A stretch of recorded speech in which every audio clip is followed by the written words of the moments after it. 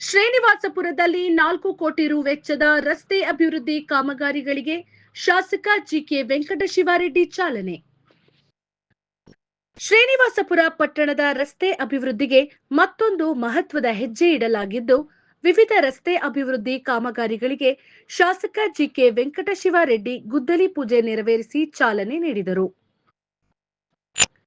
ಪಟ್ಟಣದ ಜಾಕೀರ್ ಹುಸೇನ್ ಮೊಹಲ್ಲಾದಿಂದ ಪವನ್ ಆಸ್ಪತ್ರೆ ಮುಂಭಾಗದ ಮೂಲಕ ಹಳೆ ಮಂಡಿಗಳಿಗೆ ಸಂಪರ್ಕ ಕಲ್ಪಿಸಿ ಚಿಂತಾಮಣಿ ರಸ್ತೆಗೆ ಸೇರುವ ಪ್ರಮುಖ ರಸ್ತೆ ಅಭಿವೃದ್ಧಿ ಕಾಮಗಾರಿಗಳಿಗೆ ಸುಮಾರು 1,50,00,000 ರೂಪಾಯಿ ವೆಚ್ಚ ನಿಗದಿಪಡಿಸಲಾಗಿದೆ.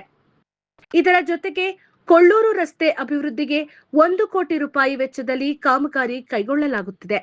ಅಲ್ಲದೆ ಮದನಪಲ್ಲಿ ಮುಖ್ಯ ರಸ್ತೆಯ ಬಲಭಾಗದಲ್ಲಿರುವ ವಿವಿಧ ರಸ್ತೆಗಳ ಅಭಿವೃದ್ಧಿಗೆ ತಲಾ 40 ಲಕ್ಷ ರೂಪಾಯಿ ವೆಚ್ಚದಲ್ಲಿ ಕಾಮಗಾರಿಗಳಿಗೆ ಚಾಲನೆ ನೀಡಲಾಯಿತು.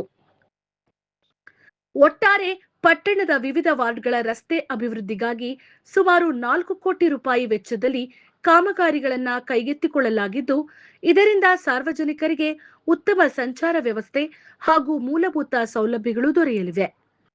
ಈ ಸಂದರ್ಭದಲ್ಲಿ ಮಾತನಾಡಿದ ಶಾಸಕ ಜಿಕೆ ವೆಂಕಟಶಿವಾರೆಡ್ಡಿ, ಶ್ರೀನಿವಾಸಪುರ ಪಟ್ಟಣದ ಸಮಗ್ರ ಅಭಿವೃದ್ಧಿಗೆ ನಾನು ಬದ್ಧನಾಗಿದ್ದು, ರಸ್ತೆ, ಕುಡಿಯುವ ನೀರು, ಒಳಚರಂಡಿ ಸೇರಿದಂತೆ ಮೂಲ ಸೌಕರ್ಯಗಳ ಅಭಿವೃದ್ಧಿಗೆ ಆದ್ಯತೆ ನೀಡಲಾಗುತ್ತಿದೆ ಎಂದು ತಿಳಿಸಿದರು.